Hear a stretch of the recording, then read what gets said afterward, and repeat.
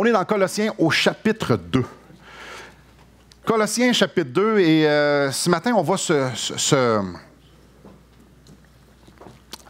replacer dans le contexte du livre. L'Épître aux Colossiens, au grand complet, démontre la prééminence de Christ. C'est quoi ce mot-là, la prééminence? C'est que Christ a la première place. Christ est au-dessus de toute chose. Vous allez me dire, Simon, c'est normal, c'est Dieu. C'est vrai. C'est ça que Paul, c'est ça que Dieu nous révèle dans Colossiens. Christ est Dieu et Christ a la première place. Et dans l'Épître aux Colossiens, Paul argumente qu'à cause de qui Jésus est, et à cause de ce qu'il a fait, il est totalement suffisant pour les chrétiens. Qu'on n'a pas besoin de plus, on n'a pas Jésus, là, c'est tout ce qu'on a besoin quand on est chrétien. C'est exactement ce que Colossiens nous révèle. Quand tu es en Christ, quand tu es réconcilié avec Dieu, quand tu es uni à lui dans sa mort et dans sa résurrection, au verset 10 du chapitre 2, ça nous dit, tu as tout pleinement en lui. Quand le verre est plein, qu'est-ce que tu peux rajouter? Le verre est plein, tu as tout pleinement en lui. Alors, le but ici, là, c'est qu'on réalise à quel point Christ est suffisant. Et peut-être qu'on va se dire, mais pourquoi Paul enseigne à des chrétiens que Jésus est suffisant? Parce que clairement, on le sait que Jésus est suffisant.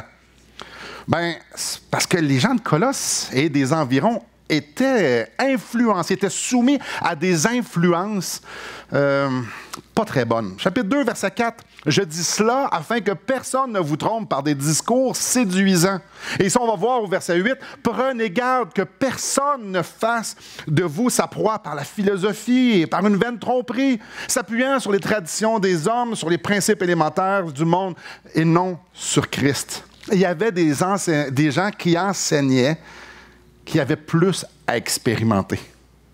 Oui, Jésus, oui, non, c'est clair, oui, Jésus, là, mais il y a plus. Si tu fais ça, si tu fais pas ça, si tu ajoutes ça, si tu enlèves ça, il y a plus. Il vous manque, les gens disaient, il vous manque quelque chose. C'était un discours séduisant. C'est comme si Jésus n'était pas suffisant. Aujourd'hui, on est encore exposé à toutes sortes de discours religieux séduisants, encore aujourd'hui. On va voir que dans ce temps-là, ça paraissait bien, comme ça paraît encore bien aujourd'hui. Aujourd'hui, on va regarder en dessous du « ça paraissait bien ». Qu'est-ce qu'il y avait en dessous? C'était quoi les caractéristiques de ce qu'enseignaient, de qui étaient ces gens-là? Et on va voir que ce qui enseignait plutôt s'appelait à la chair plutôt qu'être conforme aux Écritures. On va voir que même si ça paraissait bien, dans la réalité, Christ n'était pas du tout dans le portrait. Et sans plus tarder, j'aimerais vous attirer vos regards au verset 18. On va lire le texte, 6 versets qu'on va couvrir aujourd'hui. Que personne, sous une apparence d'humilité et par un culte des anges, ne vous ravisse à son gré le prix de la course. Tandis qu'il s'abandonne à ses visions, il est enflé d'un vain orgueil par ses pensées charnelles. Sans s'attacher au chef dont le corps, assisté et solidement assemblé par les jointures et des liens, tire l'accroissement que Dieu donne. Si vous êtes mort avec Christ, aux principes élémentaires du monde, pourquoi, comme si vous viviez dans le monde, vous imposons ces préceptes? Ne prends pas, ne goûte pas, ne touche pas. Préceptes qui tous deviennent pernicieux par l'abus et qui ne sont fondés que sur les ordonnances et les doctrines des hommes. Ils ont en vérité une apparence de sagesse en ce qu'il indique un culte volontaire, de l'humilité et le mépris du corps, mais cela est sans valeur réelle et ne sert qu'à satisfaire la chair. Frères et sœurs, c'est facile d'ajouter ou enlever à Christ pour se faire une religion qui nous plaît. L'attrait est réel. C'est là, c'est dans notre cœur. Et on va voir ça tout au long du message. Ma prière, c'est que ce texte-là nous apporte à être sur nos gardes, de nos propres cœurs, et aussi en garde contre les discours séduisants, et peut-être même nous emmener à la repentance. Commençons. On va commencer avec le verset 18. « Que personne, sous une apparence d'humilité et par un culte des anges, ne vous ravisse à son gré le prix de la course, tandis qu'il s'abandonne à ses visions. » Ce que les faux enseignants enseignaient, c'était pas absurde. Ça paraissait très, très bien. Et il n'y a pas d'indicatif de savoir, ah oui, c'était tel groupe, puis il enseignait ça. C'est pas super clair. Paul ne les nomme pas. Mais notre texte va soulever 7 caractéristiques de comment on pourrait les reconnaître s'ils étaient là aujourd'hui. Si on pourrait. Puis des fois, il pourrait en avoir juste 2 ou 3. Mais ici, Paul nous en donne 7 que eux, dans ce temps-là, ils avaient. Comme j'ai dit, ces faussetés-là reviennent au travers de l'histoire sous différentes formes, de différents messages, de différentes personnes, mais ils sont là. C'est important de porter notre attention à ce qui va être dit parce qu'on va les reconnaître soit dans nos cœurs ou soit des messages, des mouvements qu'on pourra entendre. Les mêmes influences sont là aujourd'hui, toute la gang. 7 caractéristiques. La première, verset 18, ça nous parle d'humilité, sous une apparence d'humilité. Et le même mot revient au verset 23. Ils ont, en vérité, une apparence de sagesse en ce qui indique un culte volontaire de l'humilité. Paul n'est pas en train de dire que ce monde-là était humble. Il est plutôt en train de dire qu'il paraissait humble. Et c'est pour ça qu'il parle d'apparence. Le mot aussi est utilisé pour une genre de vie, c'est un mot spécial, ascète ou l'ascétisme. Ça mange quoi ça en hiver? Je vous l'explique. Première chose en haut, là, c'était du monde qui jeûnait beaucoup. Il y avait une très grande rigueur au niveau religieux. C'était des gens qui vivaient dans la sobriété, dans l'absence de plaisir, dans la contemplation, dans la méditation. Leur corps il met ça d'une façon très rigoureuse. L'image qui me vient en tête, c'est les moines du Moyen Âge qui faisaient toutes sortes de choses sous le chapeau de la piété. Donc, il y avait un traitement très sévère. Donc, quand tu regardais ces gens-là, il y avait de l'air des chrétiens SS, super spirituels. Du monde totalement détaché, du monde, là, des gens là, qui sont centrés, puis sont concentrés sur Dieu, sur la spiritualité. Écoute, les choses charnelles, non, zéro. Tu les regardais, tu fais comme, wow, eux autres sont comme ailleurs. Première caractéristique. La deuxième, on le voit dans notre texte, au verset 18, culte des anges. Il y a une raison pourquoi il y avait une si grande emphase sur l'humilité, sur le traitement sévère du corps. Parce qu'on va le comprendre avec le lien avec les anges, avec le culte des anges. En Asie mineure, dans ce temps-là, à cette époque-là, il y avait des pratiques où que les gens rentraient en transe pour pouvoir entrer dans la sphère spirituelle, c'est ce qu'ils pensaient de tout de moins, pour pouvoir recevoir des visions et pour pouvoir adorer les êtres célestes, les anges. Et le moyen pour rentrer en transe, c'était la privation de nourriture. Je ne sais pas si vous avez déjà jeûné sur une longue période de temps. À un moment donné, tu hallucines. Pour vrai. La réalité devient floue. Tu mélanges ça avec une sorte de respiration, avec un manque de sommeil, je vous garantis, on est ailleurs. Vous irez voir sur Google, là. C'est là. Est-ce que c'est ces pratiques-là que Paul a en tête? On le sait plus ou moins, mais c'est dans la même époque, à le même endroit, puis ça coordonne pas mal. Chose certaine, les Juifs, comme les païens, mettaient une grande place. Les anges, là, ça faisait partie de leur vie religieuse. Les anges étaient dans la sphère où tu avais de la protection d'eux autres. C'est eux autres qui donnaient les révélations, c'est eux autres qui bénissaient, que ce soit les païens ou les Juifs. Là. C'était comme ça dans la culture. C'est eux autres, les anges, qui intercédaient auprès de Dieu. Ah, c'est encore comme ça aujourd'hui, par exemple. C'est eux autres qui donnaient accès à Dieu. Le culte des anges avait une grande place. Ah, quand je disais qu'il n'y a rien de nouveau, là, tu sais, la Bible des anges qui court chez Costco, là, il y a un beau gros livre. Là. C'est pas nouveau. Là. Mais c'est pas fini. On parle ici de culte des anges, et juste un petit peu plus loin, ça nous parle, tandis qu'ils s'abandonnent à ses visions. La volonté de vouloir avoir des visions était hyper présente. En fait, ça venait tout ensemble. Quand tu rentrais en transe, tu voyais des choses. Tu étais dans un autre monde. Pour ces faux enseignants-là, ceux qui expérimentent Dieu, ce sont ceux qui se privent, qui se rendent à une place où ils vont devenir aptes à recevoir des visions et à rentrer dans ce monde spirituel-là, qui vont rentrer en relation avec des anges pour les adorer. Donc, ces gens-là vivaient en fonction de pouvoir avoir accès à ce monde spirituel-là, aux choses surnaturelles, aux choses mystiques. C'est pas fini. Je vous invite au verset 20, à la dernière portion du verset 20. Vous impose-t-on ces principes, ne prends pas, ne goûte pas, ne touche pas. Là, on est rendu à la 4e caractéristique. Paul n'est pas en train de faire une présentation exhaustive, complète de ce qu'eux autres enseignaient. Plutôt, il est en train de les dénoncer avec un sarcasme certain. Il est en train de leur dire « ça n'a pas d'allure ». Il y a un ton sarcastique là-dedans. Il est en train de dénoncer ces enseignements anti-bibliques-là. Mais alors, quand on parle de « ne prends pas, ne goûte pas, ne touche pas », il y a une référence au verset 16 que je vais aller lire tout de suite. Que personne donc ne vous juge au sujet du manger ou du boire, ou du sujet d'une fête, d'une nouvelle lune ou des sabbats. Ces faux enseignants-là disaient qu'il fallait s'abstenir de certains aliments ou de certaines boissons en vue de pouvoir expérimenter Dieu. Comme si ces aliments-là ou ces boissons-là étaient un obstacle à pouvoir rentrer dans la présence de Dieu. Verset 23. 5e caractéristique. Ils ont en vérité une apparence de sagesse. Comme j'ai dit, toutes les règles, toutes les pratiques avaient l'air d'avoir de l'allure. Là, vu de même, on fait comme voyons donc. Ouais, un instant. Là. Le sens de sagesse ici, c'est que tout semble être à la bonne place. Ça clochait pas. Ça rentrait dans le programme. Là, ça s'adresse à des chrétiens. Donc, quand les chrétiens écoutaient ça, c'est comme si ça rentrait dans la chrétienté, ça rentrait dans ce qu'on peut comprendre. Ah, OK, ça avait du sens. C'était sage. Ça avait du sens.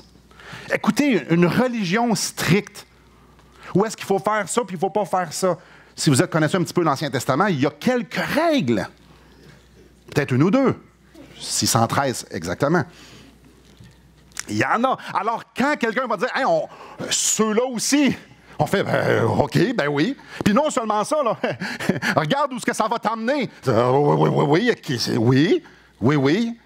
Après tout, quand tu dis Dieu ne demande pas moins qu'on ait une vie rangée, les chrétiens vont faire ouais. 6e caractéristique. En ce qu'il indique au verset 23, un culte volontaire. Le sens de volontaire, c'est d'être librement créatif. L'idée d'un culte volontaire, c'est que ces gens-là se sont organisés un système religieux. Un commentateur a dit « Ils ont librement choisi une forme de culte qui exige une telle dévotion rigoureuse. » En d'autres mots, façon sont simples, ils se sont fait une religion. C'est ça. Super. 7e. Toujours au verset 23, ça parle de « et le mépris du corps ». La dernière caractéristique est drôlement liée avec l'humilité. Mépris du corps. L'idée, là, c'est d'observer beaucoup de règles dans le but d'assujettir le cœur, donc de dresser le cœur, de l'apprivoiser, de dire, OK, donc on va étouffer les passions, on va étouffer les besoins. Le but, c'est quoi? C'est d'expérimenter Dieu. Parce que si moi, exemple, j'aime ma femme, ben pas par exemple, j'aime ma femme, mais pas mal à part ça, ben ça me détourne de Dieu. Désolé, cocotte. Ben, ça sonne bien, non? Parce que je vais être 100% à Dieu. Même, là, je fais de la gymnastique ici, ce n'est pas vrai. Même Paul dit que vous devriez tous être comme moi, célibataires. Ah! C'est pas ce que je suis en train de dire. C'est un exemple ici. Là. Je le répète, je suis pas en train de dire qu'il faut tous laisser nos femmes. C'est pas ça que je dis. Ce que je peux vous dire, par exemple, c'est qu'on peut dire bien des choses qui sonnent bien. Ça, on résume. L'influence que nos frères et nos sœurs avaient était de se soumettre à une très grande rigueur dans le but de vivre une vie chrétienne encore plus vibrante. Ça sonne bien, hein? Qui veut une vie chrétienne ordinaire? Vous n'avez pas vos mains, là?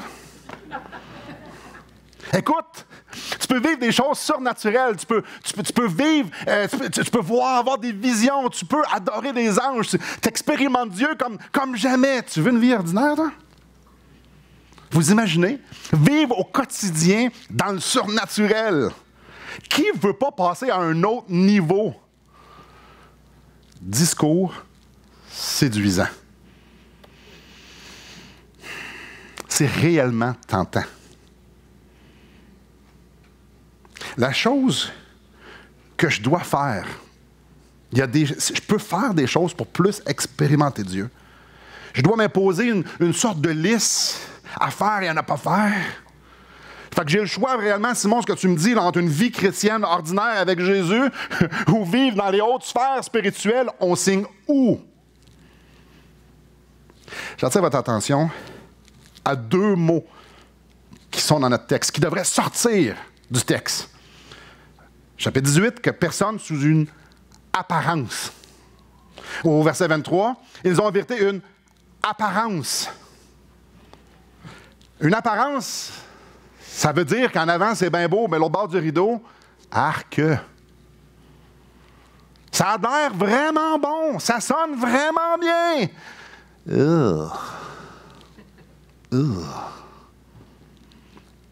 Savez-vous déjà, vous, aller à l'épicerie, voir un beau steak? Moi, ça m'est déjà arrivé de voir des beaux steaks, souvent. J'aime les steaks. J'aime beaucoup les steaks. Puis là, tu l'achètes à un bon prix parce que tu veux manger un bon steak. Là, tu l'ouvres, tu arrives chez vous, là, puis tu l'ouvres. Et le bon steak, mais il pue, la vieille moufette. Mais que décevant. Puis là, il vient noir tout de suite. Mais en fait, c'est plus vert. Arc! Mais dans le comptoir, il y avait de l'air beau, il y avait de l'air bon, puis ça avait bien du sens. Ça avait l'air bien beau, leur affaire. Ça venait pas de Dieu. Ça nourrissait la chair. Ça m'apporte au 2e point. Une religion séduisante qui a pour but de plaire à la chair. Dans ce court passage-là, Paul va démasquer avec grande autorité l'orgueil et l'idolâtrie derrière cette religion séduisante-là. 5 choses que le texte va nous révéler pour justement démasquer. Attends un peu, là. Il faut faire attention à ça, à ça, à ça, à ça, à ça. La première, verset 18. Donc, que personne, sous une apparence d'humilité et par un culte des anges, ici, ne vous ravisse à son gré le prix de la course. C'est pas évident à traduire. Puis peut-être qu'il y en a parmi vous qui disent « Moi, c'est pas ça du tout qui est écrit ». Certaines versions de la Bible, certaines versions de Bible ont traduit ça « privé de la victoire ». C'est une bonne traduction. « Laisser frustrer », c'est une bonne traduction. « Disqualifié », c'est aussi une bonne traduction. Cette expression-là peut évoquer ou est utilisée pour évoquer le jugement négatif d'un juge. On est en train de parler de jugement ici. Tous les commentateurs que j'ai lus s'accordent pour dire que Paul est en train de parler que les faux établissaient leurs règles comme standard pour déterminer qui était spirituel et qui ne l'était pas.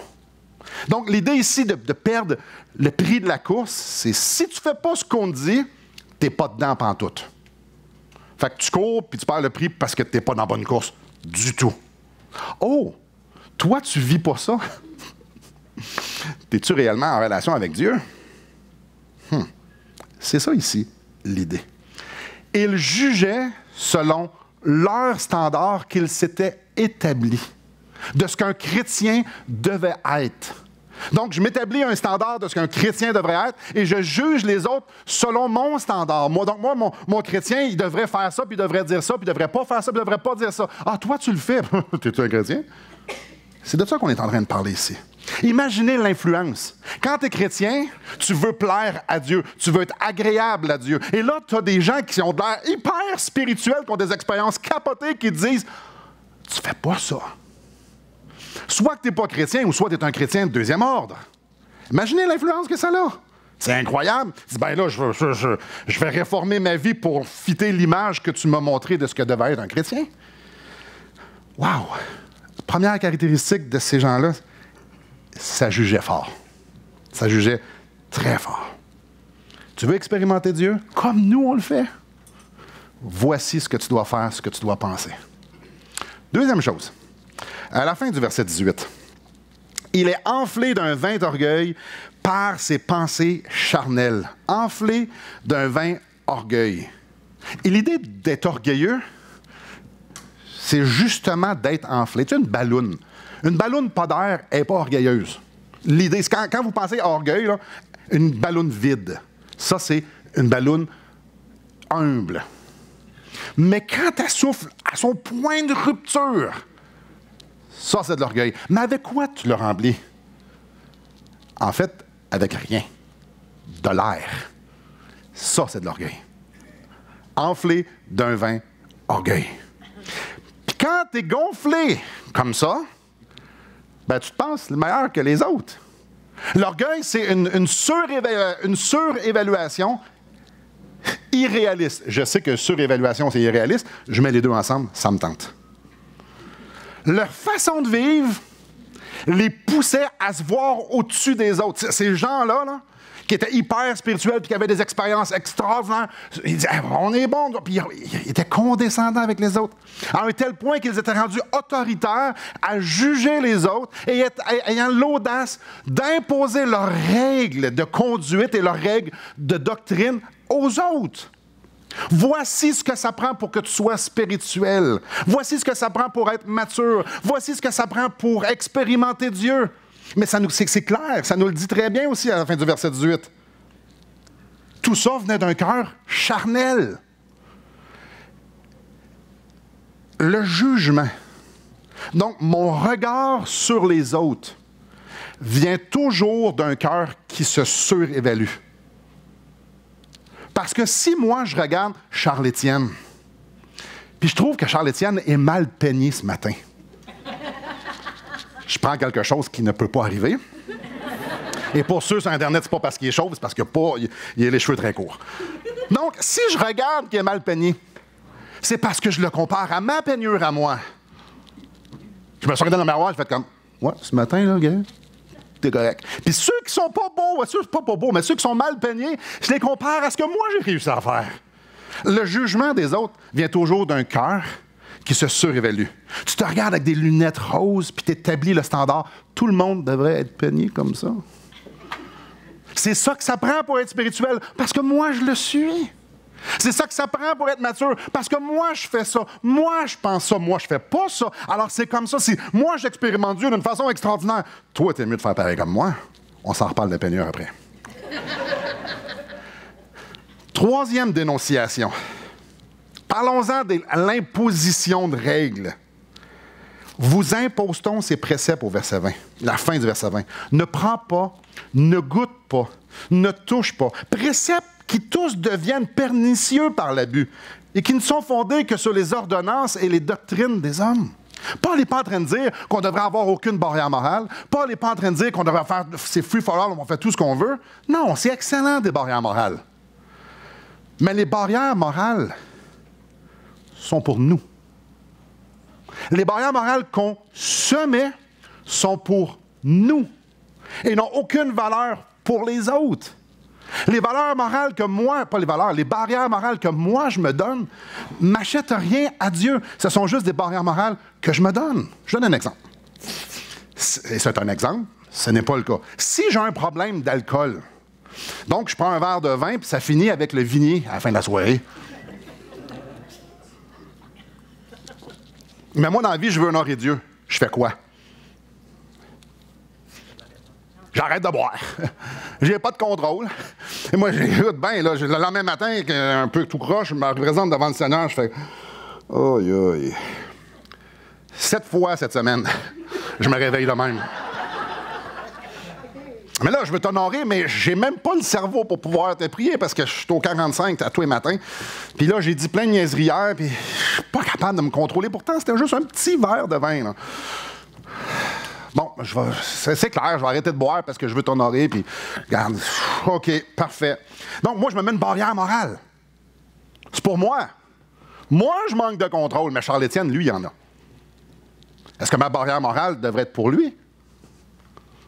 Pourtant, moi, j'ai arrêté de boire depuis 10 ans. Et j'expérimente Dieu, c'est incroyable. Si tu arrêtes de boire, Charles-Étienne, tu vas expérimenter Dieu comme moi. Voyez-vous? Oui, mais dis-moi, je prends réellement juste un verre de vin une fois par semaine ou une fois de temps en temps. Là. Oh! Je peux pas dire arrêtez de boire. Parce que peut-être, ces autres, ils n'ont jamais arrêté d'expérimenter Dieu à cause de l'alcool. Ça, c'est moi, ça. Dieu ne demande pas dans sa parole, il n'y a pas de commandement, vous ne boirez pas. Il n'y en a pas. Il n'y en a pas, Dieu ne le commande pas. Toi, demande-les pas, impose-les pas aux autres non plus. Si toi, tu te l'as imposé parce que tu manquais de contrôle, c'est pas pour les autres. Je ne peux pas dire aux autres ce que Dieu ne dit pas. Ici, les faux enseignants imposaient des règles que Dieu n'avait pas données. Des règles qui cadraient avec la photo du chrétien qui s'était monté. Des règles qui fitaient bien dans leur religion à eux. C'était des doctrines d'hommes. Est-ce que ça sonnait bien? Oui. Ça avait l'air spirituel? Oui. Mais si Dieu dit rien, la limite de notre conscience s'arrête à moi. Si je l'impose aux autres, le terme, ça s'appelle de l'abus spirituel. Eux les imposaient comme des dogmes aux autres. C'était des commandements de l'Éternel pour pouvoir expérimenter Dieu. Quatrième, l'idolâtrie. Quatrième dénonciation. Verset 23, je le relis en entier. Ils ont en vérité une apparence de sagesse en ce qu'ils indiquent un culte volontaire de l'humilité et le mépris du corps, mais cela est sans valeur réelle et ne sert qu'à satisfaire la chair. L'imposition de toutes leurs règles et de toute leur philosophie, leur système religieux, peu importe ce que ça avait de l'air, tout ça ne servait qu'à satisfaire la chair. La religion de ces gens-là, leur enseignement, c'était 100% de l'idolâtrie. Leur programme, les règles, leur ambition religieuse, c'était rendu une idole. Écoutez-moi bien, là. Quand tu deviens créatif avec la façon de te comporter avec Dieu ou de rentrer dans la présence de Dieu, quand on commence à être créatif, tu prends la place de Dieu. Parce que Dieu nous a dit quoi faire, et quand j'ajoute ou quand j'enlève, je deviens créatif, alors je prends la place de Dieu. Ma parole, ce que je pense, devient aussi autoritaire que ce que Dieu dit dans sa parole, mais alors il n'en parle pas du tout. Alors l'image du chrétien que ces gens-là projetaient aux autres, ce que les autres devaient être, n'avait pour but que de satisfaire la chair. Même, je le répète, si ça paraissait hyper spirituel, c'était de l'idolâtrie pure et dure. Quand tu ajoutes ou quand tu enlèves, c'est de l'idolâtrie. Tu te fais Dieu. Cinquième dénonciation, et c'est le clou dans le cercueil, verset 19.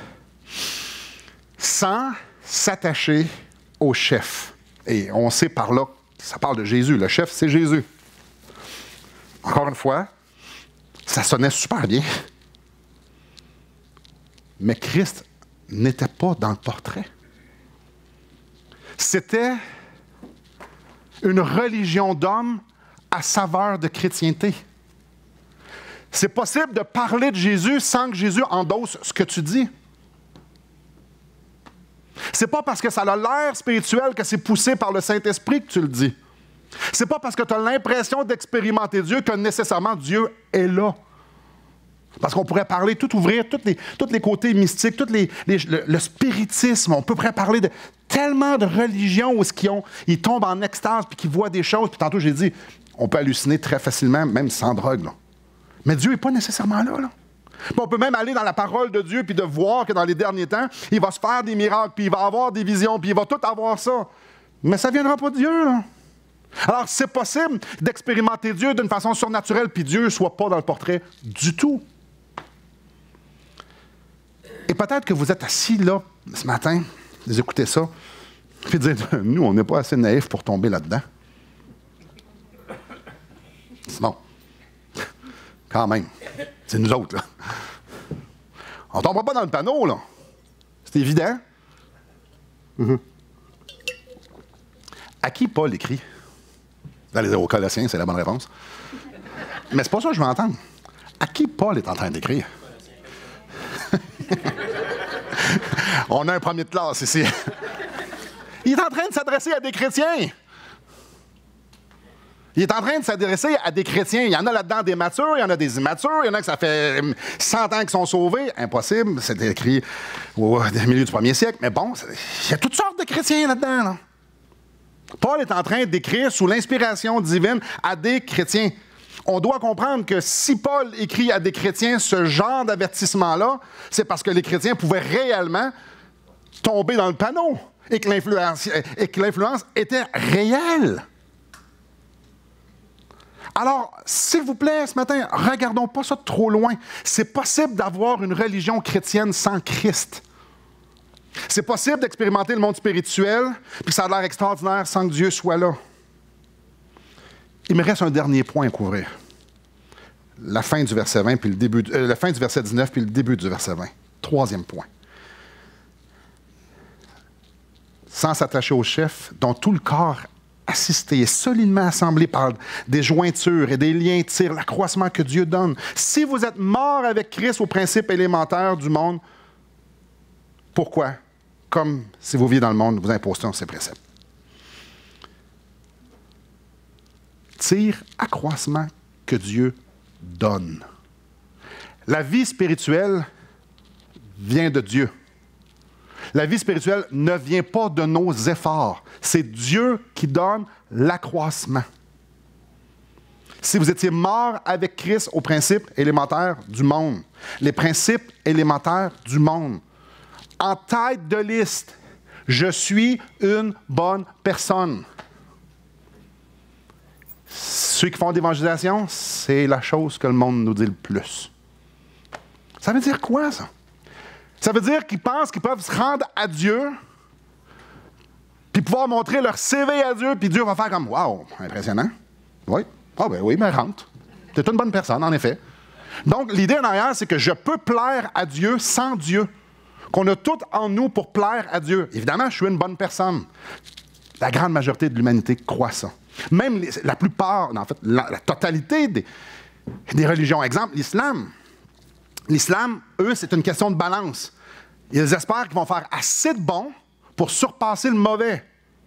Donc, on se présente devant Dieu et ils espèrent que la balance est assez. Donc, je peux plaire à Dieu avec mes œuvres. Donc, les principes élémentaires du monde, c'est que je me fais un chemin jusqu'à Dieu. L'idée, c'est que je suis en train de me faire un Dieu qui me ressemble. Et cette idée-là de se faire un Dieu qui nous ressemble, ça n'a rien à voir avec les croyants, ça là. Ça n'a rien à voir avec les croyants. L'homme veut se rendre à Dieu.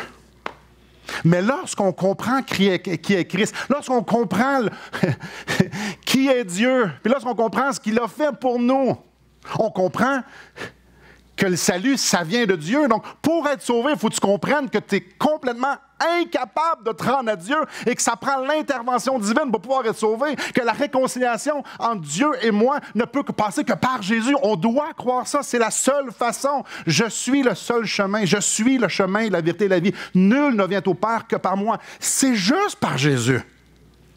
Il est le seul chemin. Il y a sous le ciel aucun autre nom par lequel nous pouvions être sauvés. Aucun, même pas le mien. Alors, pour être sauvé, je dois être 100% convaincu que le salut vient de Dieu. Eh bien, frères et sœurs, si le salut vient de Dieu parce qu'on est capable de rien produire, est-ce qu'on est capable après de produire la vie chrétienne? Est-ce que le chrétien est capable de produire la vie de Christ? Si on n'est pas capable avant, on n'est pas capable par nous-mêmes après non plus.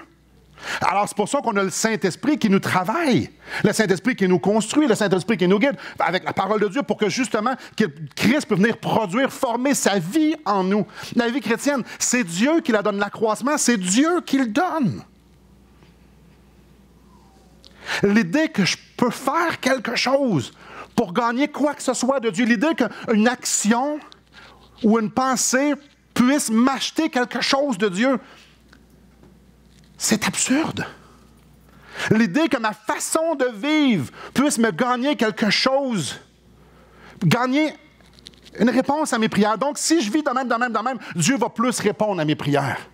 Si je vis de même, je vais avoir une illumination spéciale, une vision spéciale, des bénédictions spéciales, des guérisons spéciales, des expériences mystiques spéciales. C'est un blasphème contre qui est Christ et ce qu'il a fait.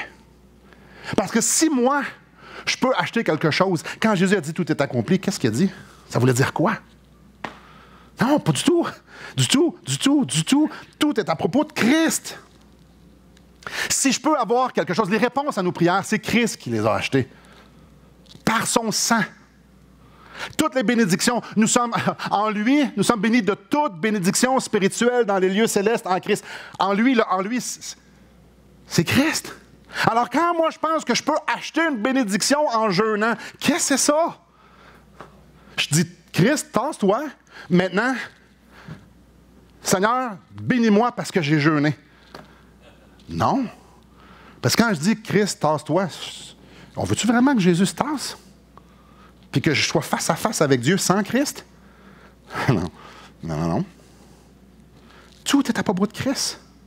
Seul le sacrifice de Jésus me permet de recevoir quoi que ce soit de la part de Dieu. C'est pour ça qu'au verset 10, je l'ai lu tantôt, ça nous dit « Vous avez tout pleinement en lui. » Oh, excite-toi, Simon, parce qu'il te manque quelque chose. Non. Tout est accompli. Tout ce qui devait être fait a été fait. Donc, il n'y a pas une barrière morale. Il n'y a pas un jeûne. Il n'y a pas une action qui peut me gagner quelque chose. Je ne peux pas avoir plus de Christ. Je ne peux pas expérimenter plus Dieu que par Christ. Je ne peux pas. C'est Christ du début à la fin. Alors, si c'est ordinaire comme vie chrétienne, alors vous n'avez pas compris c'était qui Christ. Alors, ça ne sert à rien de chercher, d'essayer d'avoir des ajouts, des options supplémentaires, comme quand on va chez le concessionnaire d'automobile. Non, on l'a déjà full équipe. Tu ne peux pas avoir plus.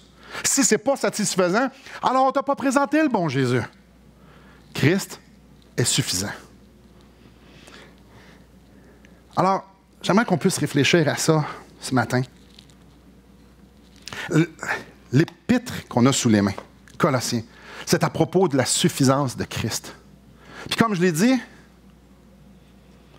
si c'est écrit, c'est parce que c'est possible qu'on ait encore de besoins aujourd'hui. Si ce matin, on est en train de parler de ça avec Colossiens entre les mains, c'est possible que certains d'entre nous, on soit influencés et peut-être qu'on a tombé dans le panneau d'1, 2, 3, 4, 5, 6, 7 affaires de ce qu'on a dit. C'est peut-être parce que c'est possible d'ajouter ou d'enlever quelque chose. J'aimerais ça qu'on parle des séductions un instant. J'aimerais ça qu'on parle des séductions.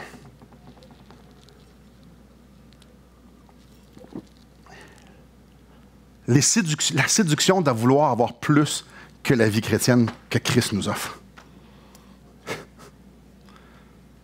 Plus que la vie chrétienne ordinaire. Puis ordinaire, c'est péjoratif. Mais tu sais, la vie que Jésus, lui, a menée. Ordinaire. Jésus ne se promenait pas en jet privé. Jésus n'était pas riche. Il n'y avait même pas une place pour déposer sa tête. Jésus, il est mort, crucifié. Tu sais, la vie ordinaire, on souffre. Si j'ai souffert, vous allez souffrir aussi, parce que le serviteur n'est pas plus grand que son maître. C'est ça qu'il nous offre. Tous ceux qui veulent vivre pieusement en Jésus-Christ vont avoir une vie dans le confort. Mauvaise version. Tous ceux qui veulent vivre pieusement en Jésus-Christ seront persécutés. C'est facile de se faire séduire. La séduction de mettre des règles.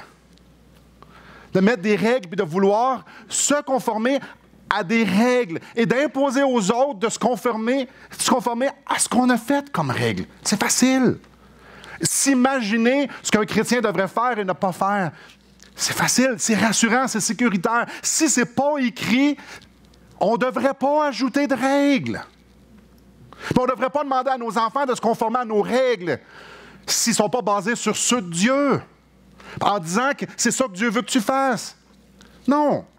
Je veux que mes enfants fassent la vaisselle, ça c'est mes règles de maison. Chez nous, c'était clair, les règles que Dieu demandait, puis les règles que papa demandait, puis maman demandait. C'est pas la même chose. C'est facile de mettre nos règles et les élever à la même hauteur que ce que Dieu dit. Oh, que c'est une belle séduction. C'est une belle séduction. Parce que quand on commence à faire ça, là, On veut que les gens nous ressemblent, puis on veut que les gens ils fassent comme nous, qu'ils pensent comme nous, parce que nous, Dieu nous a montré une petite pépite d'or, puis on veut que tout le monde reconnaisse la même pépite d'or, puis qu'il la voit, qu'il l'expérimente. Wow, c'est ta pépite d'or, garde-la pour toi. Mets pas de règle aux autres. Si Dieu te l'a montré, quelle arrogance de penser qu'il ne peut pas leur montrer aux autres aussi. Quelle arrogance. Ah, mais Dieu me l'a montré, il faut que tout le monde le sache maintenant. Ça a pris 25 ans avant qu'ils te le disent, puis là, tout le monde, il faut qu'il le sache en même temps. Oh! Vu de même, c'est moins séduisant, hein? Ah, la séduction de juger les autres! Selon nos standards. Immature. T'es immature parce qu'il fait ça, il fait pas ça. Surévaluation. Irréaliste. Parce que lui, il peut faire la même chose avec toi parce que Dieu lui a montré d'autres choses. Standard. C'est la séduction de diriger les autres à la conformité plus qu'à Christ. C'est réel. L'illusion, la séduction de pouvoir acheter Dieu. Imaginez-vous, là. Imaginez-vous. Vous en allez faire de l'évangélisation. Et un de vos enfants pète une crise dans l'auto. C'est un moyen temps. Tu sais, crise, le fun, là, qui vient de chercher au maximum. Tu sais, une vraie crise. Pas que mes enfants l'ont déjà fait. J'en ai une ici, je vais me taire. Bon. Une vraie crise. Puis là, le bouchon saute. Puis là, vous mettez à la varloper comme il faut, le varloper comme il faut. Puis il y a quelqu'un qui vous coupe en même temps. Aïe, aïe, aïe. Puis là, tu dis, hey, moi, mon écœurant, je te blesse. Puis là, en même temps, tu pèses sur le gaz juste parce que t'es...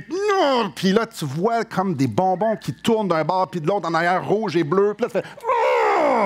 Puis en dedans, ça bouille, là. Ça bouille parce que c'est le deuxième cette semaine. Oh!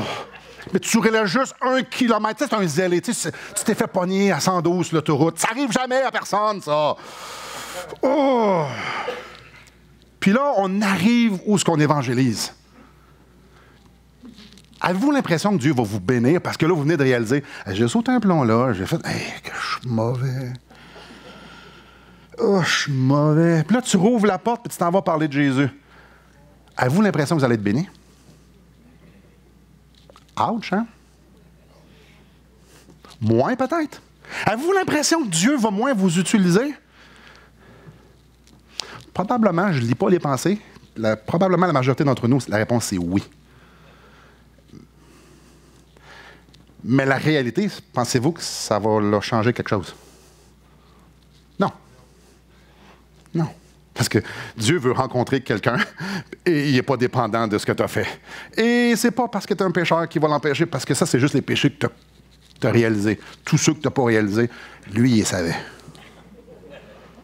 Parce que on connaît juste l'infime petite partie de nos péchés. Là. Lui, il connaît l'entièreté. Fait que si on pense que la petite partie qu'on connaît nous empêche ces bénédictions, nous empêche de répondre à nos prières, nous empêche de nous bénir, c'est parce qu'on pense qu'il n'y en a pas les autres. Oh! Alors, la séduction de penser qu'on achète avec notre vie des bénédictions, ça vous est arrivé de pécher, tu sais, un désert, ça va pas bien, ça fait 6 mois que vous n'avez pas lu votre Bible, vous n'avez pas prié. Vous sentir trop sale pour aller à Dieu. Probablement que ça nous a tous déjà arrivé. Vous dites, ah oui, parce que des fois, tu te sens propre pour venir me voir. C'est drôle, mais pas tant. C'est parce qu'on a l'impression que si on vit de la bonne façon, Dieu il fait comme, ah, là, t'es le bienvenu. Non, il nous dit, ah, t'es le bienvenu parce que Christ est mort pour nous autres, parce que son sang nous couvre, puis on est lavé de tout péché. C'est pour ça qu'on est bienvenu dans sa présence. C'est jamais parce qu'on en a fait assez. Donc, la séduction, l'illusion qu'on peut acheter Dieu ou que... Non! Maintenant, je veux juste faire une parenthèse ici. Il est possible d'être beaucoup plus sensible à la direction du Saint-Esprit si on obéit à Dieu. Je ne suis pas en train de dire que quand on s'éloigne de Dieu, on est aussi à l'écoute que lorsqu'on est proche en communion. Je suis juste en train de dire que lui ne change pas envers nous.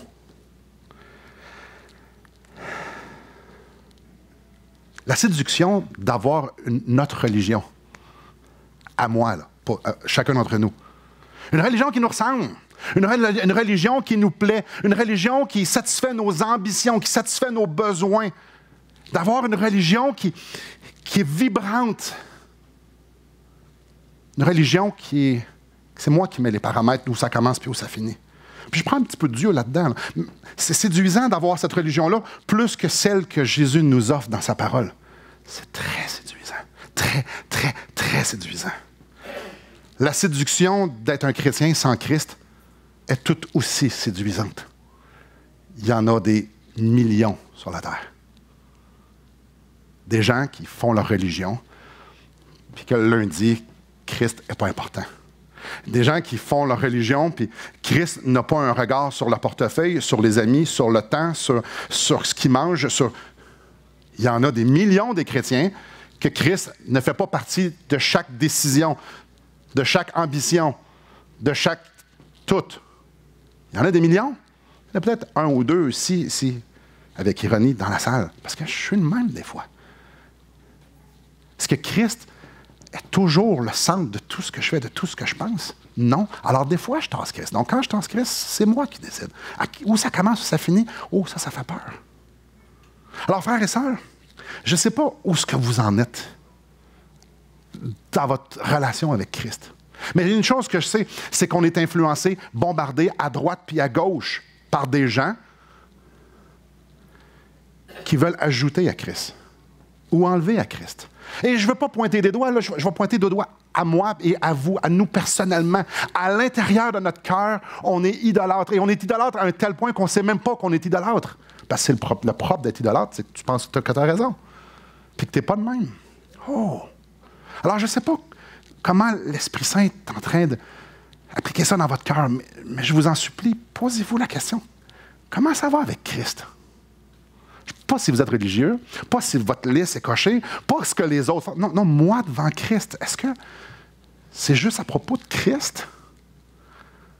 Ou bien non, je me laisse séduire par telle ou telle chose, ou toutes ces choses. Alors, je vais arrêter ici, puis je vais laisser l'Esprit vous appliquer ça à tous et chacun, parce que ça pourrait aller dans plein de directions, parce qu'on est pas mal de monde. Prions. Seigneur, j'ai commencé en disant que tu étais extraordinaire, majestueux. C'est avec crainte et tremblement, je me présente devant toi parce que tu connais mon cœur. Seigneur, tu connais nos cœurs. Le psalmiste dit te demandait de pardonner les péchés qu'il ne connaissait pas, parce que toi, tu les connais. Toi, tu le sais, Seigneur, les séductions qu'on se fait croire, les séductions qu'on croit, les séductions qu'on aime, les séductions qu'on... Seigneur, tu les connais, les discours séduisants. À tous et chacun. Tu connais nos cœurs. Tu sais les mensonges qu'on se fait croire. Peut-être qu'il y en a parmi nous qui disent qu'ils te connaissent, puis ils savent tout le plan du salut, mais Père, tu n'as aucune place. En fait, ils ne sont pas sauvés parce qu'ils n'ont pas abandonné leur vie. Peut-être. Seigneur, combien de fois tu reproches à Israël de juste adorer du bout des lèvres, mais avec un cœur divisé? De se complaire dans la religiosité, dans ce qu'ils pensaient, Seigneur, à un tel point que quand tu t'es présenté devant eux, ils ont dit « Crucifie-le, crucifie-le, crucifie-le ». Seigneur, à l'église d'Éphèse, ils faisaient tout comme il faut, mais tu leur reproches d'avoir perdu leur premier amour. Seigneur, tu n'étais pas là. Toi, le roi des rois, toi qui es digne de régner sur chaque aspect de nos vies, tu n'étais pas là. Alors, je ne veux pas être arrogant devant toi, Seigneur. Puis c'est avec crainte et tremblement que je te demande de sonder mon cœur, de sonder nos cœurs, parce que semaine après semaine, on le dit encore et encore, on ne veut pas juste être une église religieuse, on ne veut pas juste avoir de beaux programmes. Seigneur, tu n'en as rien à cirer de ça. Ce que tu veux, c'est qu'on vienne ensemble pour célébrer ta gloire à tous les jours, dans chaque aspect de nos vies. Et Père, je ne suis pas là. Je ne suis probablement pas le seul. Alors, ma prière, c'est que tu viennes, Seigneur, au fil des prochaines minutes, aujourd'hui, nous guider pour qu'on puisse peut-être se repentir de certaines choses.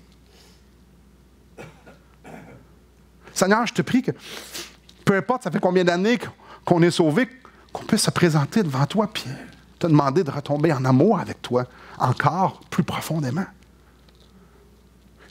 Seigneur, peu importe où est-ce qu'on est rendu dans notre marche, tu es digne d'avoir encore plus de place.